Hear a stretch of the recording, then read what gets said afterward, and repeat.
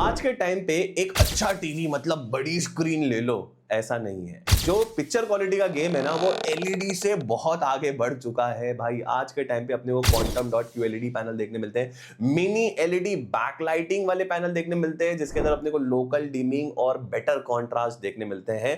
Crystal 4K display आ गया जो कि ऑप्टिमाइज है कलर कोलैबोरेशन और शार्पनेस के लिए। विजुअल के साथ ही साथ प्रोसेसिंग में भी बहुत ज्यादा इंप्रूवमेंट आ चुका है भाई। आज के टाइम पे अपने को देखने मिलती है एआई अपस्केलिंग, जहां पर एमईएमसी देखने मिल रहा है, मोशन एस्टिमेशन, मोशन कंपेंसेशन। मतलब अगर आप एक फास्ट वीडियो देख रहे हैं जिसके अंदर मूवमेंट बहुत फास्ट है, मोशन बहुत फास्ट है, जैसे कि कोई फुटबॉल मैच, वो बहुत परफेक्टली अपने को नजर आती है। एचडीआर फॉर्मेट जैसे कि डॉल्बी विजन हो गया, HDR10 हो गया, और HLG जो अपने विजुअल्स को, जो अपने कंटेंट को एक सिनेमैटिक सा टच देता है, वो सिनेमैटिक वाला टच आता है ना जैसा, वैसा देने में लगते हैं, तो वो भी बहुत ज्यादा इंप्रूव हो गया है। ऑडियो क्वालिटी में भी बहुत सारा इंप्रूवमेंट आ गया है, जहां पर पहले आते थे भाई 20 वॉट के डाउन फायरिंग स्पीकर्स, पर आज के टाइम पे 20 वॉट के बॉक्स स्पीकर्स देखने मिलते हैं, जो कि डॉल्बी एटमॉस पास थ्रू है, जहां पर एआई साउंड प्रो जो कि अपने ऑडियो को एनहांस करते हैं और साथ ही साथ उसके साउंड स्टेज जो कि मतलब छोटा था उसको एक्सपांड करते हैं। तो अब ये 20 वॉट के स्पीकर्स जो है ना, वो बहुत अच्छी ऑडियो निकाल के देते हैं। और जो स्मार्ट फीचर्स में जो नए जनरेशन के जो टीवी है, मतलब जो 2025 के लॉन्च टीवी है, वो ऑफर कर रहे हैं features like far field voice control, dual band wifi, auto low latency जिसको ALM बोलते हैं, जो कि आपको बहुत सारे टीवी के स्पेसिफिकेशन में देखने मिलता होगा। ये गेमिंग में काम आता है, और अपडेटेड OS प्लेटफॉर्म जैसे कि गूगल टीवी, वेब OS और जो प्रोप्राइटरी UI प्लेटफॉर्म है ना, उसमें भी रेगुलर अपडेट्स जैसे फीचर्स को इन लोग प्रॉमिस कर रहे हैं 2025 में।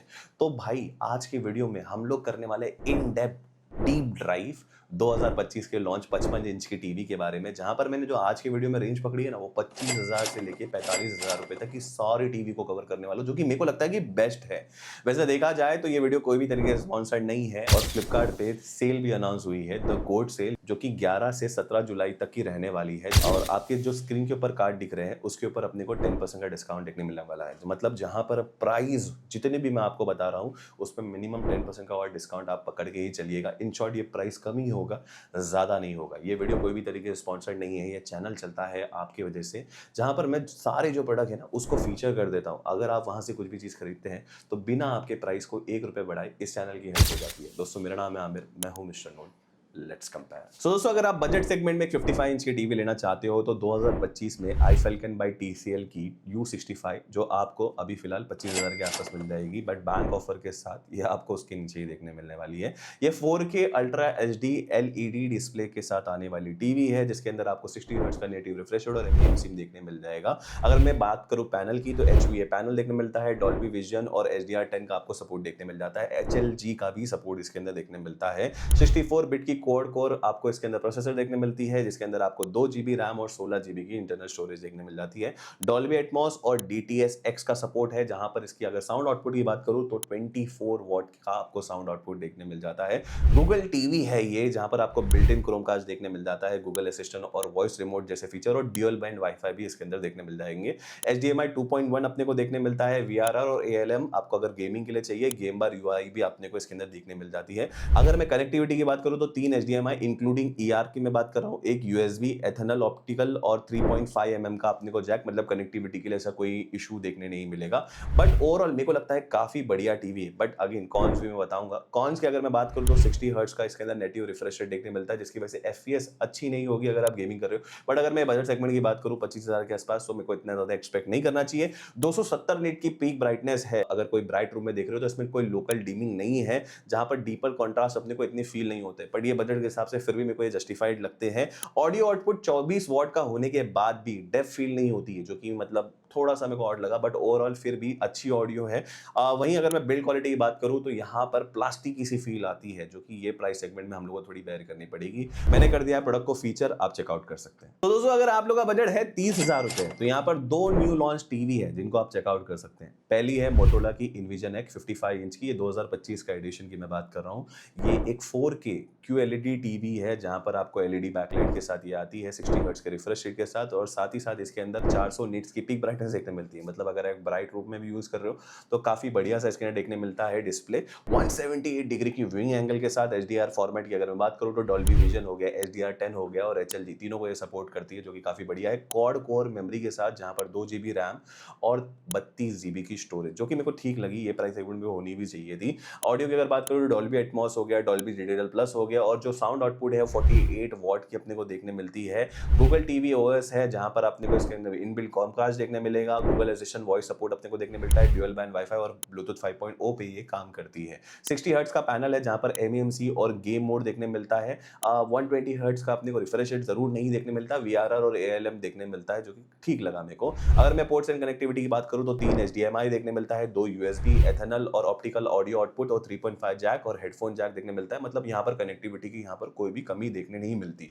ओवरऑल काफी बढ़िया टीवी है, बट कॉन्स तो है ये टीवी के अंदर। 60 हर्ट्ज का रिफ्रेश रेट नहीं है, जो कि फिर भी थोड़ा बहुत जस्टिफाइड है ये प्राइस सेगमेंट में, चलो मान लेता हूं, पर डिमिंग लैक करती है भाई ये टीवी थोड़ा सा। मतलब जो डीप ब्लैक है ना वो कम लगते हैं। QLED पैनल होने के बावजूद मेरे को ये टीवी के अंदर ऐसा लगा कि इसका जो अल्ट्रा ब्राइट जोन है वो उसको इस तरीके से मैनेज नहीं करती। मतलब यहाँ पर QLED पैनल बोलने के लिए लिखा हुआ है, बट बहुत सारी ऐसी टीवी है जिनके LED पैनल इससे शायद बेटर हो।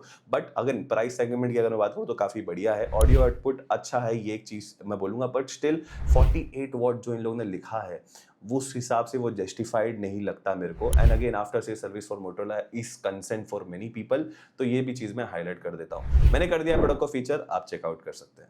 जो दूसरी टीवी है जो आपको ये प्राइस सेगमेंट में देखने मिलती है वो है थॉमसन की फिनिक्स 2025 का एडिशन। ये भी 30,000 के रेंज में आ रही है।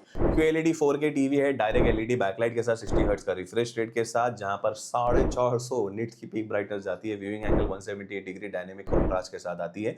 ARM Cortex का A55 क्वाड कोर प्रोसेसर है, जहां पर माली का GPU G31 इसके अंदर यूज करा गया है। 2 GB रैम 16 GB की स्टोरेज के साथ, 4 इनबिल्ट स्पीकर्स के साथ आती है। ये 60 वॉट्स का टोटल आउटपुट है आपको देखने मिलता है। डॉल्बी एटमॉस और डॉल्बी डिजिटल प्लस देखने मिलता है। गूगल टीवी है, OS बिल्ट इन क्रोमकास्ट अपने को देखने मिलता है। एयरप्ले और वॉइस रिमोट जैसे फीचर और Google assistant dual band wifi जैसे सारे फीचर्स अपने को देखने मिल जाते हैं। 60 हर्ट्ज का रिफ्रेश रेट है जहां पर AI स्मूथ मोशन और गेम मोड अवेलेबल है। अगर मैं बात करूं कनेक्टिविटी की तो 3 HDMI जिसके अंदर एक ER देखने मिलता है और 2 USB, एथेनल, ऑप्टिकल आउट और साथ ही साथ RF इनपुट देखने मिल जाते हैं। अगर देखा जाए तो कनेक्टिविटी की कोई इशू नहीं है। अब पर ये टीवी के भी कॉन्स है। देखो भाई 30,000 के अंदर अगर 55 इंच की QLED टीवी की बात करूं तो यहाँ पर कॉन्स है, और मैं उसको डायरेक्टली आप लोगों को बता भी रहा हूँ। VRR और ALM नहीं है भाई, ये गेमिंग के लिए इतनी अच्छी नहीं है टीवी। लोकल डीमिंग नहीं है भाई, QLED पैनल होने के बावजूद इसके अंदर लोकल डीमिंग और जो कलर और कंट्रास्ट है वो इतने अच्छे फील नहीं होते, जो कि मेरे को इसीलिए लगता है कि ये टीवी 30,000 रुपए के आसपास बिक रही भी है, जिसकी वजह से इसका ब्राइटनेस 450 निट्स का है। तो ब्राइट होने के बावजूद और इसके अंदर QLED पैनल होने के बावजूद भी इसके अंदर उतना नहीं लगता। अब 60 वॉट ऐसा देखने में इतना बड़ा स्पीकर, आप सोचोगे कि यहाँ पर अपने को साउंड बार की जरूरत नहीं पड़ेगी, बट इसके अंदर अपने को जो वोकल्स है वो क्लियरली नजर नहीं आते। सिर्फ लाउडनेस होने से भाई एक स्पीकर अच्छा नहीं हो जाता, जो कि काफी मेरे को एक चीज लगी। अगेन ये थॉमसन फिनिक्स की टीवी है, तो आफ्टर सेल सर्विस भाई आप चेकआउट करके लेना आपके एरिया में। मैंने कर दिया है प्रोडक्ट को फीचर, आप चेकआउट कर सकते हैं। अगर आप लोग का बजट है 35,000 रुपए, तो 35,000 रुपए में एक टीवी है 2025 की जिसको मैं रिकमेंड करूंगा, बट यहाँ पर वो है Xiaomi की टीवी। Xiaomi की एक और एक 2025 का मॉडल है जो 40,000 का मिलता है। तो मैं दोनों को हाथ ही हाथ कंपेयर भी कर लूंगा और बताऊंगा कि डिफरेंट भी क्या है, तो आप लोग को समझ में भी आएगा कि ये प्राइस पे और वो ये प्राइस पे क्यों मिल रही है, तो आपको एक थोड़ा अंदाजा भी आ जाएगा। पहली है 35,000 के आसपास, जो कि अभी 37,000 के आसपास मिल रही है, बट ये सेल में 35,000 की मिलेगी। Xiaomi की F Pro, ये 2025 की टीवी है। ये 4K QLED टीवी है जहां पर 60 हर्ट्ज का रिफ्रेश रेट देखने मिलेगा। ड्यूअल लाइन गेट DLG देखने मिलता है, जहां पर आप ये जो पैनल है उसको 120 हर्ट्ज तक लेके जा सकते हैं, बट उसकी कंडीशन है मैं बताऊंगा। MEMC भी देखने मिलता है, motion estimation, motion compensation. Quantum dot panel है, 94% तक का आपको DCI P3 देखने मिलता है कलर गैमेट, और वहीं 1.07 बिलियन कलर्स देखने मिलते हैं। देखो ये फर्क आ जाता है, थोड़ा सा प्राइस बढ़ा के एक रेप्यूटेड ब्रांड के साथ आपको QLED पैनल में ज्यादा डिफरेंशिएशन देखने मिलती है, जो कि मैंने पहले भी आप लोगों को समझाया था। क्वाड कोर कॉर्टेक्स का A55 का आपने अपने को प्रोसेसर देखने मिलता है माली का G52 का अपने को इसके अंदर जीपीयू देखने मिलता है, 2 GB रैम और 34 GB की आपको स्टोरेज देखने मिलती है। 34 वॉट के आपको स्पीकर्स इसके अंदर देखने मिल जाएंगे, जहां पर डॉल्बी एटमॉस देखने मिलता है और DTS वर्चुअल एक्स को ये सपोर्ट करते हैं। मतलब यहाँ पर डॉल्बी एटमॉस की वजह से जो ऑडियो क्वालिटी है वो बहुत फैंटास्टिक फील होती है, even if you are not using a sound bar. अगर मैं बात करूं तो ये टीवी फायर टीवी है, फायर टीवी है। ये एक इंपॉर्टेंट चीज है, इसको याद रखना क्योंकि ये एक डिफरेंशिएटर है। एलेक्सा वॉइस रिमोट अपने को देखने मिलेगा, बिल्ट इन एयरप्ले 2 देखने मिलेगा, IP मोड, ऐप असिस्टेंस और साथ ही साथ Amazon ऐप स्टोर आपको इसके अंदर देखने मिलेगा। 3 पोर्ट आपको देखने मिलते हैं HDMI के, जिसके अंदर एक EARC है, 2 USB, 3.5 का जैक, एथनल और ऑप्टिकल ऑडियो एंटीना आपको देखने मिल जाता है। ओवरऑल कनेक्टिविटी की बात करें तो ऐसे सारे कनेक्टिविटी के ऑप्शन देखने मिल जाते हैं। कौन की अगर मैं बात करूं तो जो 120 हर्ट्ज का रिफ्रेश रेट है ना, वो 1080p पे ही है, मतलब वाया DLG। तो ये एक चीज आपको ध्यान में रखना है, नॉट फॉर 4K, क्योंकि ये 4K QLED टीवी है। जो डॉल्बी विजन है इसका वो लिमिटेड है भाई, सिर्फ HDR10+ ओनली, मतलब बाकी सबके लिए भाई डॉल्बी विजन नहीं है, ये एक चीज है। और मैं बोल रहा था ना, फायर टीवी ऑफर करती है भाई कम पर्सनलाइज कंटेंट। अगर हम लोग, मैं गूगल टीवी के हिसाब से अगर मैं बात करूं आज के टाइम में जो गूगल टीवी अपने को ऑफर कर रहा है, फायर टीवी में वो सारी चीजें देखने नहीं मिलती। पैनल की ब्राइटनेस अच्छी है, बट मैं अगर फिर भी QLED जो मार्केट में बिक रही है भाई अच्छी वाली, उससे अगर कंपेयर करूं तो फिर भी मेरे को थोड़ा सा कम ही लगा। वही अगर मैं सेकंड टीवी जो अपने को ये मार्केट सेगमेंट में देखने मिल रही है जिसको मैं बात करता हूं, वो है Xiaomi की X Pro सिनेमैजिक QLED है। ये अपने को अभी 42,000 के आसपास मिल रही है, बट प्राइस सेगमेंट इसका 40,000 के नीचे ही जाने वाला है। 4K QLED पैनल इसके अंदर देखने मिलता है, 60 हर्ट्ज का रिफ्रेश रेट देखने मिलता है, जहां पर DLG अपने को 120 हर्ट्ज, इसमें भी सेम है ऑलमोस्ट MEMC देखने मिलता है। क्वांटम डॉट पैनल है जहां पर 100% का DCI P3, वहां 94% है, यहाँ 100% देखने मिलता है कलर गैमेट, और डॉल्बी विजन को सपोर्ट करता है, HDR10+ और HLG, यहाँ पर सब कुछ कवर्ड है। क्वाड कोर अपने को इसके अंदर प्रोसेसर देखने मिलता है, कॉर्टेक्स का A55, जहां पर माली का G52, मतलब सेम प्रोसेसर है, जहां पर 2 GB रैम और 32 GB की स्टोरेज, मतलब सेम यहाँ पर दे रखा है।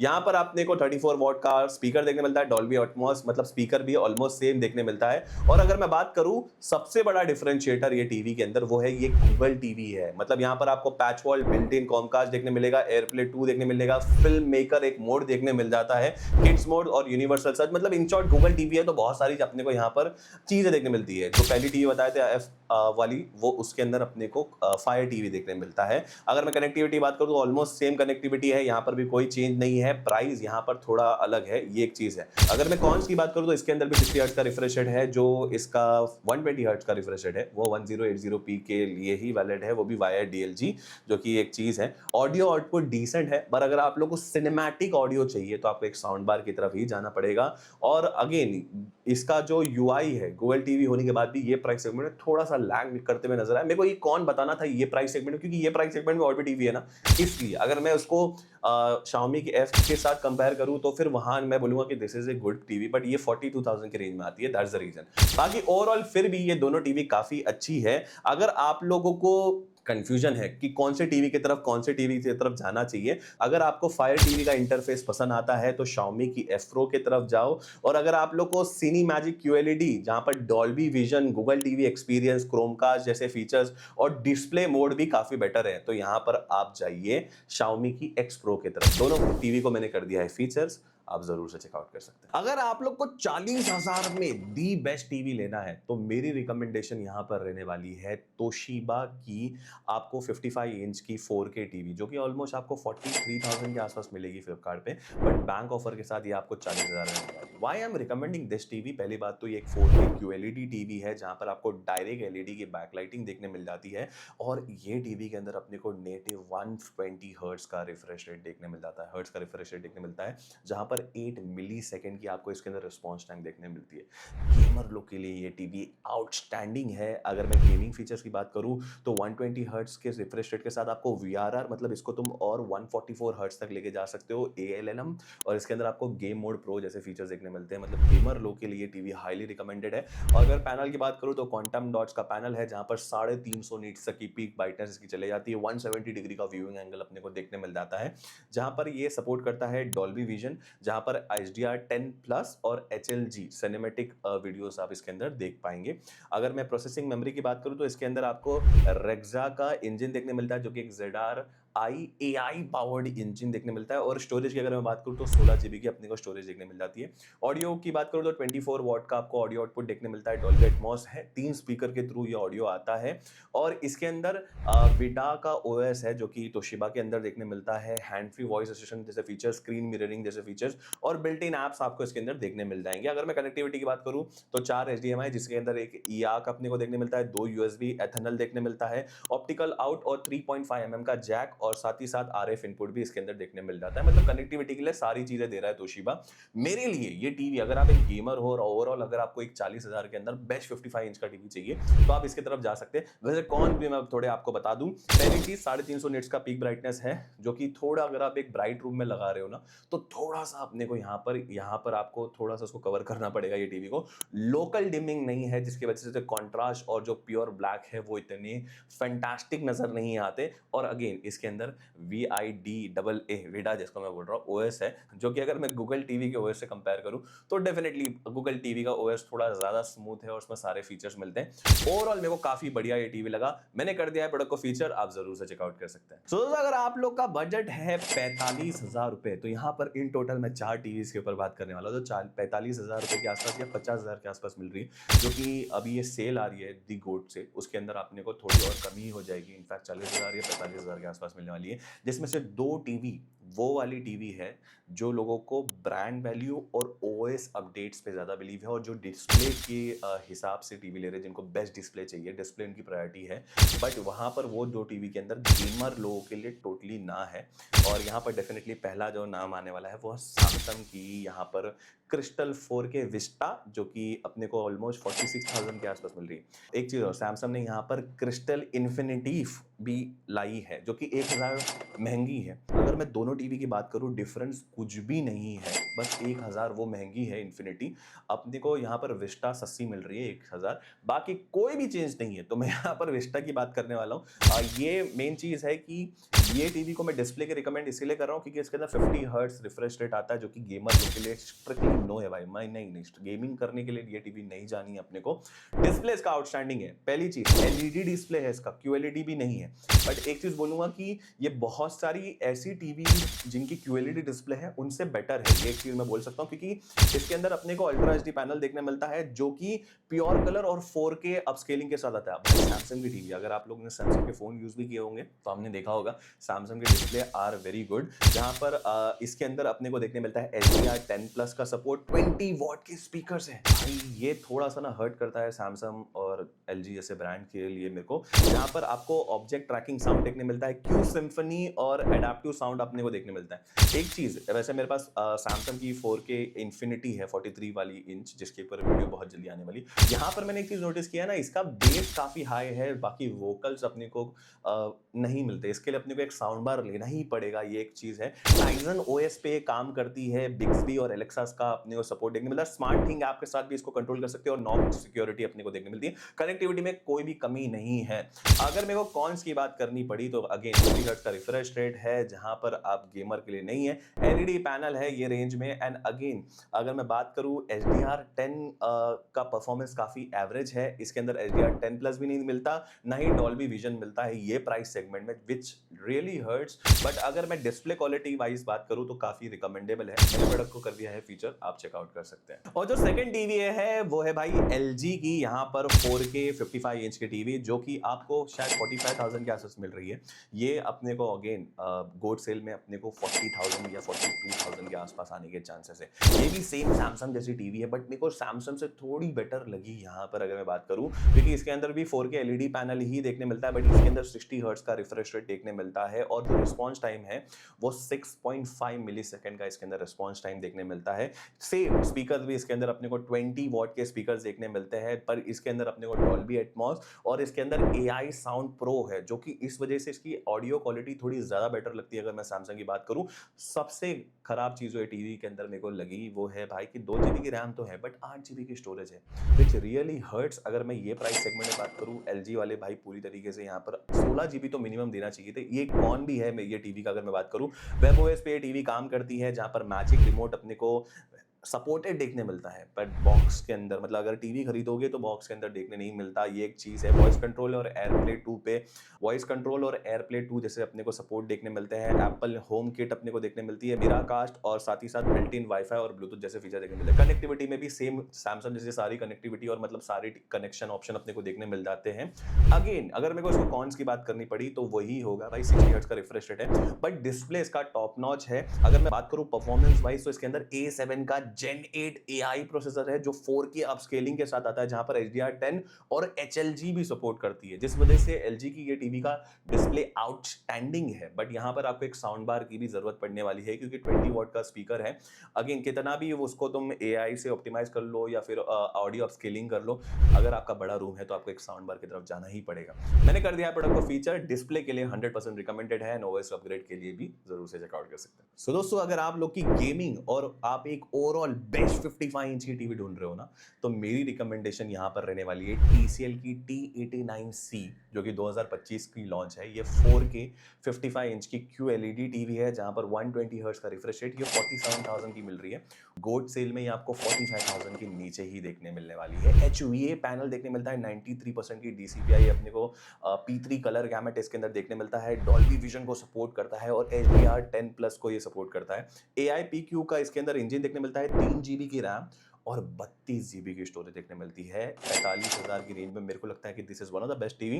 डॉल्बी एटमॉस अपने को देखने मिलता है जहां पर 36 वॉट की आपको टोटल आउटपुट देखने मिल जाएगी। वहीं अगर मैं बात करूं, ये एक गूगल टीवी है जहां पर आपको वॉइस कंट्रोल क्रोमकास्ट देखने मिलता है, ड्यूअल बैंड वाईफाई अपने को देखने मिलता है। वहीं अगर मैं गेमिंग की बात करूं तो 120 हर्ट्ज के रिफ्रेश रेट को सपोर्ट करने के लिए यहाँ पर MEMC देखने मिलता है, VRR देखने मिलता है, ALM देखने मिलता है, जो गेमिंग के लिए एक बहुत ही ज्यादा मस्ट रिक्वायर्ड थिंग्स है। 4 HDMI और 2 USB के कनेक्शन भी इसके अंदर देखने मिल जाएंगे, सारे कनेक्टिविटी ऑप्शन देखने मिल जाएंगे।